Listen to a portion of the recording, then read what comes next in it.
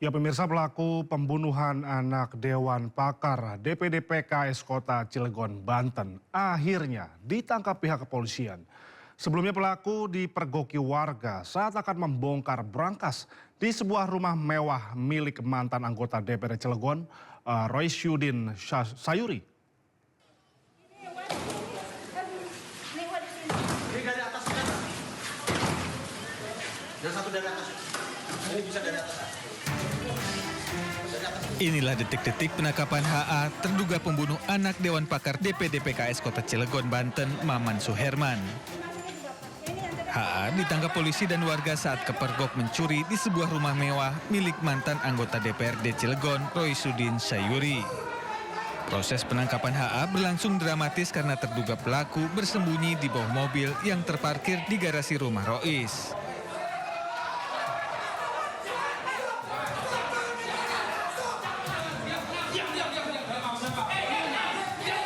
Setelah ditangkap polisi, pelaku pembunuhan ini nyaris babak belur dihajar massa.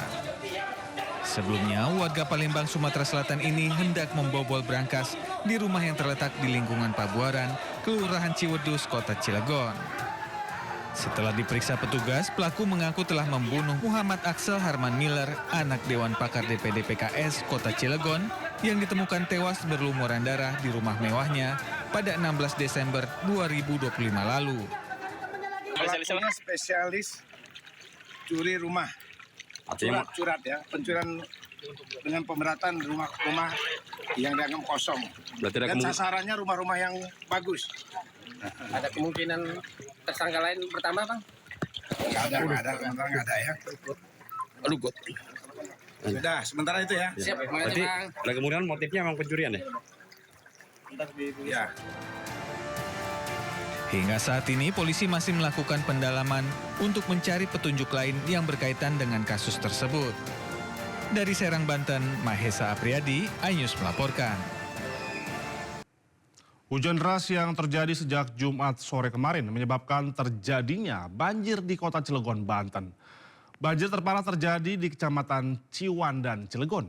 Banjir membuat akses menuju wisata Anyer dan Carita menjadi tersendat.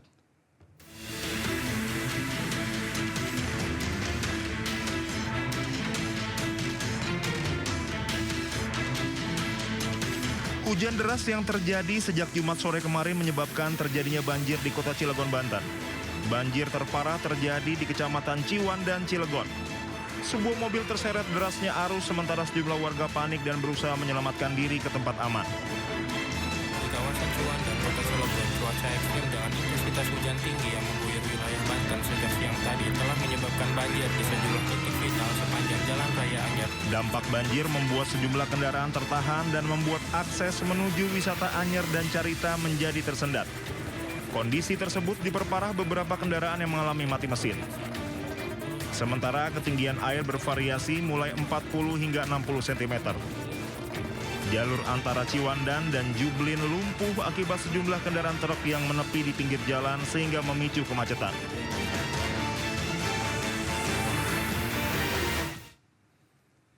Sementara itu dampak banjir yang meluas, ratusan kendaraan truk bertahan saat akan memasuki Pelabuhan Pelindo Kota Cilegon, Banten. Sejumlah pengendara memilih untuk tidak melanjutkan perjalanan, bahkan terpaksa menginap di jalan semalaman.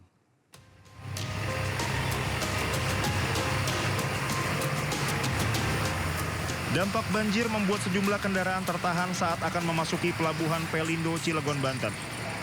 Banjir setinggi 50 hingga 90 cm membuat kendaraan truk tidak bisa melintas. Antrean kendaraan truk mencapai 5 km.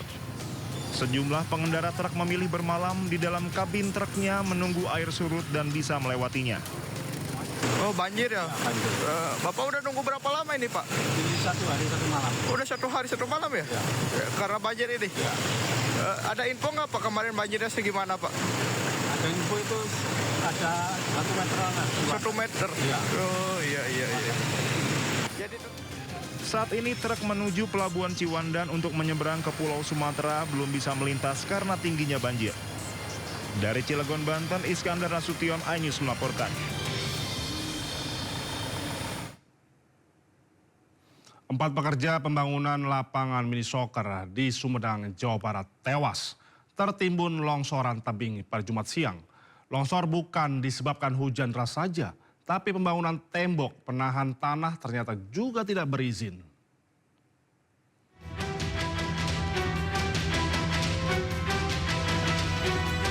Tim SAR gabungan berhasil mengevakuasi 2 jenazah terakhir korban longsor tebing proyek fondasi Cakar Ayam lapangan mini soccer di Desa Cisempul, Kecamatan Jatinangor, Sumedang, Jawa Barat, Jumat malam.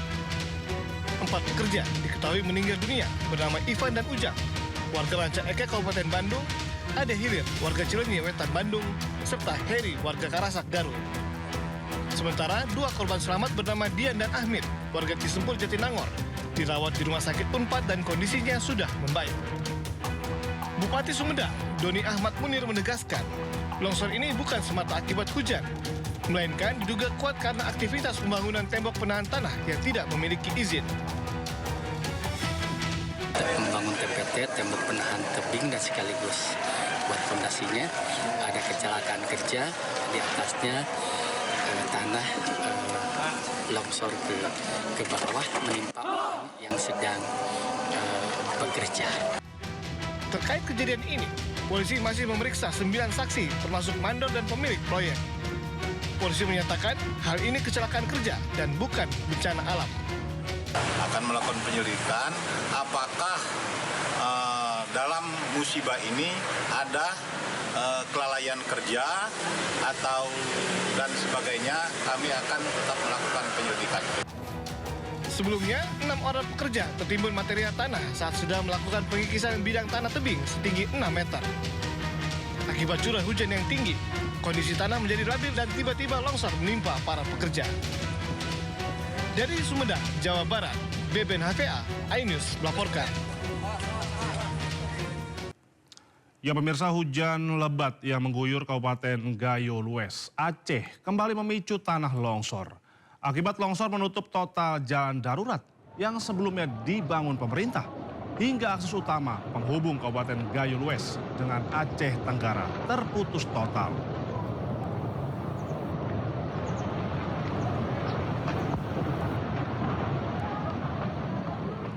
Beginilah detik-detik gunung di wilayah Begade 4, Kampung Ramung Musara, Kecamatan Putri Betung, amblas dan menutup badan jalan darurat penghubung Gayo Lues, Aceh Tenggara. Akibat longsor, puluhan kendaraan roda 2 dan roda 4 terjebak di tengah perjalanan. Tepatnya di ruas jalan antara desa Tetumpun dan Tangsaran, Kecamatan Putri Betung.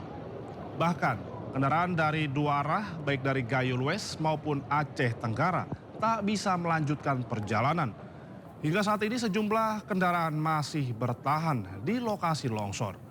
Kondisi diperparah dengan cuaca yang masih mendung dan berpotensi hujan, sehingga dikhawatirkan terjadi longsor susulan. Diharapkan pemerintah untuk serius membuka akses jalan penghubung Gayo Lues, Aceh Tenggara, karena akses tersebut merupakan urat nadi masyarakat Gayo Lues yang berjumlah 104.000 warga.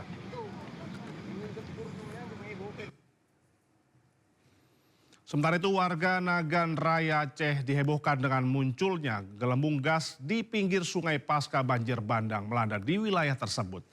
Saat dibakar warga, gelembung gas tersebut mengeluarkan semburan api dan viral di media sosial.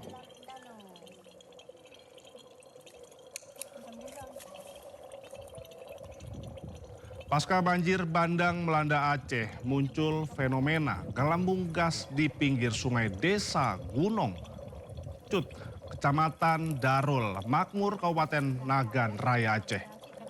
Warga yang berada di lokasi mencoba membakar dengan korek api untuk memastikan gelembung tersebut. Benar saja, api tiba-tiba membesar. Gelembung gas ini muncul sudah 2 hari lalu. Pihak kepolisian telah turun ke lokasi untuk mengamankan titik gelembung gas, sehingga tidak bisa didekati oleh para warga.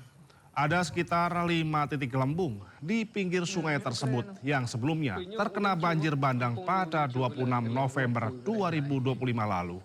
Pemerintah Kabupaten Nagan Raya akan mendatangkan tim ahli untuk menyelidiki dan memastikan gelembung gas tersebut. Warga pun diminta tidak lagi mendekat lokasi tersebut.